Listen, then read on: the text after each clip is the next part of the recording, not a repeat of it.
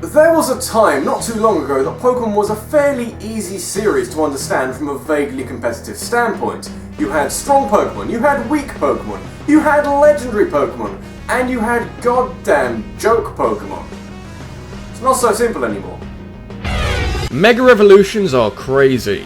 Giving a Pokemon an extra 100 stat points to play with at the cost of losing a held item is a frightening prospect. Only made more manageable by the fact that there's quite a lot of these guys by now. Personally, I love just seeing how high some of these stats can go. Being able to say that Heracross now has a higher attack stat than that of Attack Deoxys, Groudon and Haxorus. Hell, Mega Aggron and Mega Steelix have the same defense stat as Don't Fuckle with the Shuckle. So yeah, time to look at some of the very best of them. The only rule I'm really running here is restricting it to Mega Evolutions and not Primal Reversions. Primal, Kyogre and Groudon may get OP like nobody's business, but you gotta be technical with this sort of thing. Otherwise, who else will?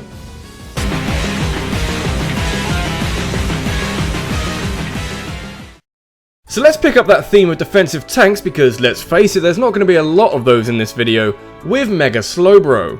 Slowbro before getting a Mega Evolution was always a very capable Pokemon.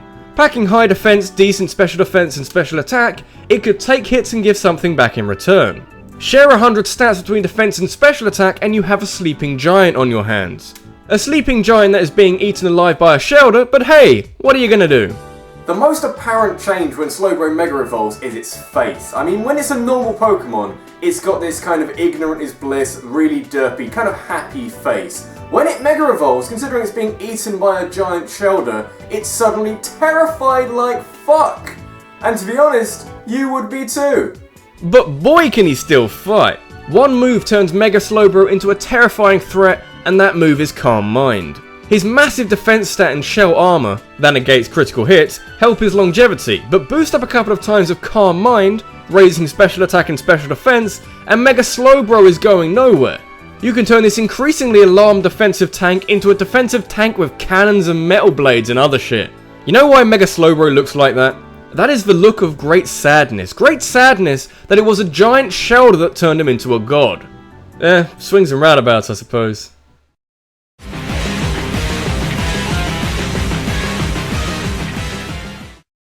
There are things in life that are inevitable. Valve and Gabe Newell forgetting every year that they're supposed to be making Half-Life 3? Sure. YouTube deciding they want more white space on their web pages? Absolutely. Everybody's favourite Pokemon getting a Mega Evolution? Yeah, no way, I'm sorry. Everybody's favourite Pokemon getting 2 Mega Evolutions? Definitely nothing but the best for dearest Charizard. Amongst other things, this video is not a popularity contest as I open to votes, it's about my opinion on things, and I still have to look at the qualities of each Mega Evolution as they come. But it does say a lot when a Pokemon has 2 Mega Evolutions to choose from. Charizard X and Charizard Y give me the same problem, but trust me, it's not a problem brought about by them being wastes of space. I mean, I bought Pokemon Y so the game made the decision for me, but when you've got to choose between a Fire Dragon mixed attacker with Tough Claws, or a Fire Flying massive special attacker with Drought, it's not the easiest decision in the world. Maybe just Charizard Y because of how high that special attack can get, but Charizard X is very versatile to compensate. It's quite a good problem to have though.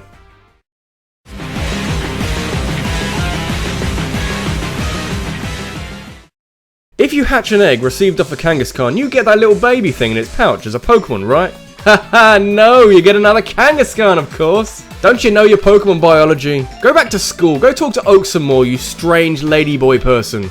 Apparently the baby isn't a Pokemon for whatever reason. Right up until the point where you Mega Evolve Kangaskhan.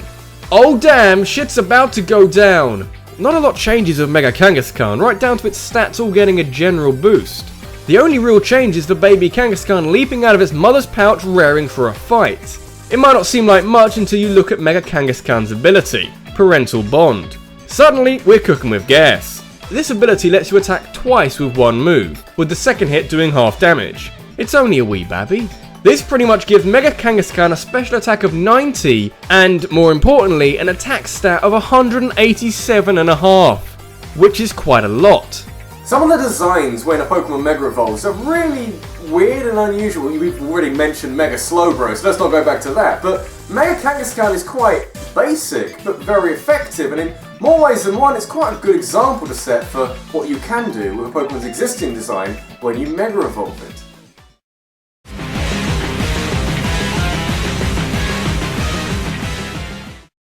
In the first generation of Pokemon, there were a select group of scary Pokemon. Pokemon that, despite all the new additions, have still remained strong and quite formidable to face. But of all of those Pokemon, you'd have to say that Gengar's the only one who is really, actually scary. Yeah, little childhood me didn't really like Gengar. Something about the guy just seemed a little weird. How his evolutions go from cartoony generic ghost to this strange Cheshire Cat shadow. I don't even know what his Mega Evolution is supposed to be. It's like a strange compromise between the two, and for some reason, it becomes sheet white as a shiny. Because fuck, if it's supposed to be a generic ghost design, might as well go all the way. Mega Gengar is a lot like Mega Alakazam, which makes a certain amount of sense considering these two were some of the very similar heavyweights of the first couple of generations. They both get massive boosts to special attack and speed, even if Alakazam gets a bit more of both. What you get with Mega Gengar though is versatility. You can run some powerful attacking moves, as you'd expect, but Gengar's got a very useful move pool with access to things like Taunt and Destiny Bond. So while it may seem that all you're going to do is blast holes in your opponent's team, which you can do with access to Poison type moves and with so many Fairy type Pokemon around nowadays, you can still throw some tactics around. You can trust this guy, he knows what he's doing.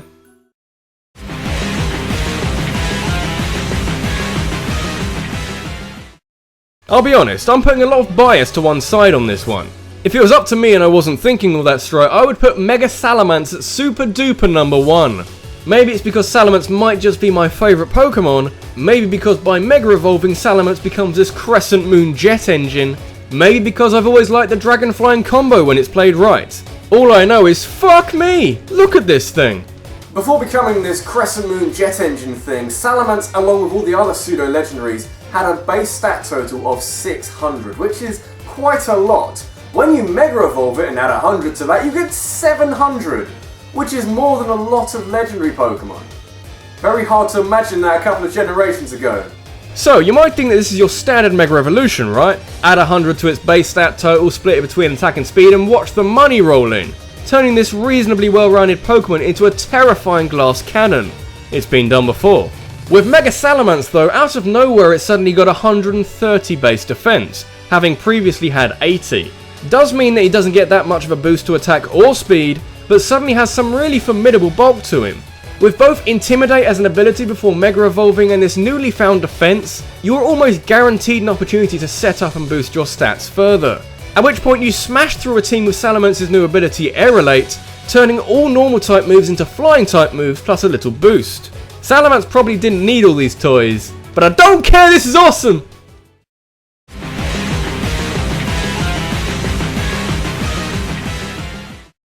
The whole point of a Mega Evolution is to bring some power to an otherwise forgotten and rather disappointing Pokemon. The list of potential candidates yet to get one is pretty massive, but Pokemon like Mawile getting one shows just what a Mega Evolution can do for a Pokemon. Not only did Mawile get the same typing as Klefki and get a little boost to some of its stats, but it gets an incredible new ability.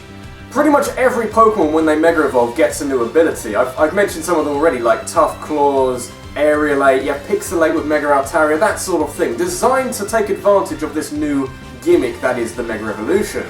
But Mawile, of all the abilities to give it, they gave it huge power. Huge power is a game changer more than anything achieved with a Mega Evolution. Frankly, you give Mega Mawile any other ability and it gets lost as a footnote as an underwhelming improvement on an uninspired Pokemon. Huge power doubles Mega Mawile's attack, taking a stat that originally stands at 105 and taking it, in effect, to 210. Whichever way you put that, there isn't a damn thing on this list or off it that can hold a candle to something like that. Suddenly, Mawile isn't a joke anymore. Suddenly it's got fairy moves to play with. Suddenly it's taking down formidable dragon Pokemon without blinking an eye. And I've got a shiny one. Oh yeah.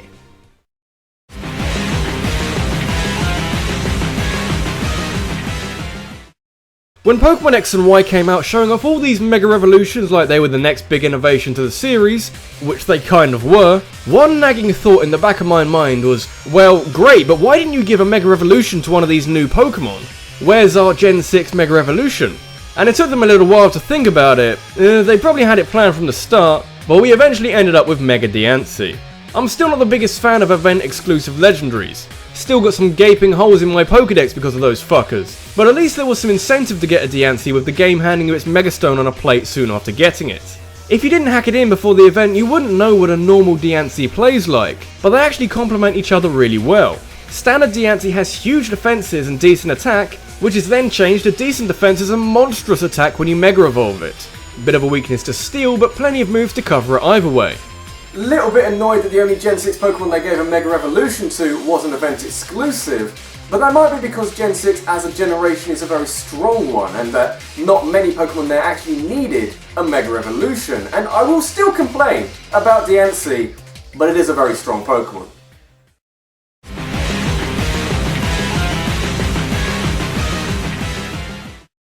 So, quandary. How do you turn a starter Pokemon and its fully evolved form into a properly scary Pokemon? What exactly would you need to do to it to make it a bona fide threat in the vast anthology of Pokemon? 1. Mega Evolve that shit as soon as possible, and 2. Keep its already ridiculous ability. Only then do you have the recipe for Mega Blaziken. Hey brah, I heard you like Mudkips. Fuck no! Bring me a speed boost Torchic any day. I want to turn this little guy into the fastest fire chicken in all Mexico. Big attack and special attack is one thing, but having speed boost on top of this, boosting your speed at the end of every turn, very quickly turns Mega Blaziken into an unstoppable toe-tapping sweeping machine.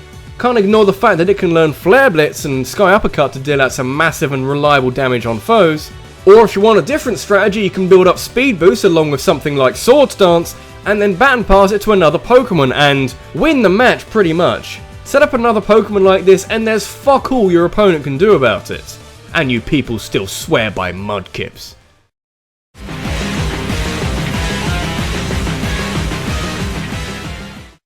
Like I said, the first generation of Pokemon had some pretty powerful Pokemon, but the leader of all of them was Mewtwo, who could not be challenged. He was overpowered like nobody's business, but that was quite a while ago. Pokemon has moved on and they've learned how to balance Mewtwo. He kind of needs a boost for the 6th generation. Actually no he didn't. He already got a reprieve for Smash Bros. Don't cave into all his demands for fuck's sake. Mewtwo went down the same road as Charizard, getting 2 different Mega Evolutions depending on which stone you give it. And both of them are as terrifying as one another. Pick Mega Mewtwo X and he picks up fighting as an extra type and puts Gallade well and truly in the shade. He keeps the 154 special attack, but has his attack increased to 190, higher than any other Pokemon ever. You get a similar trend with Mega Mewtwo Y. He doesn't get a new type and wears his crotch flap like a hat, but is now sporting an embarrassing 194 special attack. The highest attack stat of any kind ever in Pokemon of all time. You hit anything with a special move and questions need asking if it doesn't go down in one shot. Both Mewtwo's boast giant stats, coming to 780 in total apiece, which works out as 4.3 Sunkerns. You bring either one into battle and your opponent is in a whole heap of trouble. Many Pokemon have been brought through since Mewtwo reigned supreme and unchallenged in Gen 1, and it looked like the crown would be lost forever. With 2 crazy powerful Mega Evolutions, it looks like Mewtwo has wrestled it back. Except, he hasn't.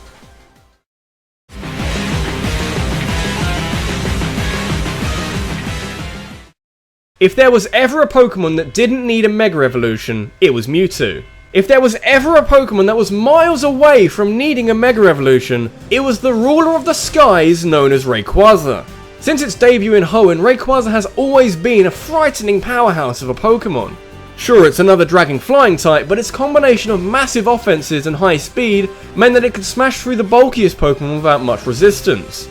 Rayquaza has a lot of things. It's got control over Kyogre and Groudon. It's got Dragon Lipstick. You're not going to argue with that. You're going to fucking argue with that. It's going to kill you. He's so fucking strong. The last thing Rayquaza needed was more power.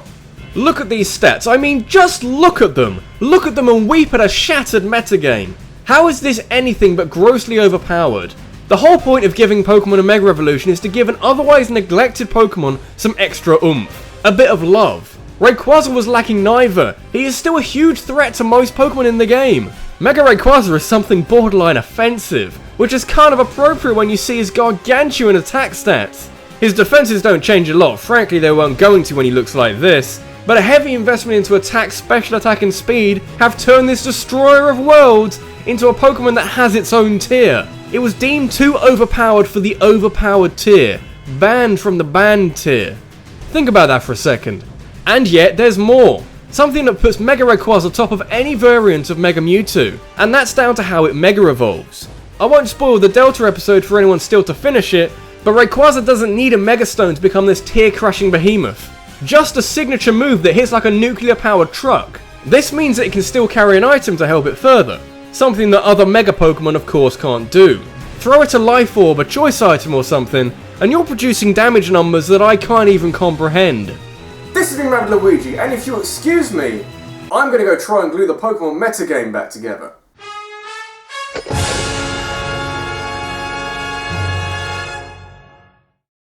Hey guys, thanks for watching. I can't tell you how much easier this video was to make with my 3DS capture card. It saves so much hassle. And hey, it gives me a chance to show off some of my hard-earned shiny Pokemon, so it's a great thing to have. But yeah, back to top 5s for April. Got any ideas? Send them my way, I'm sure I can use them somehow. And then there's the socials over there, being all social and stuff.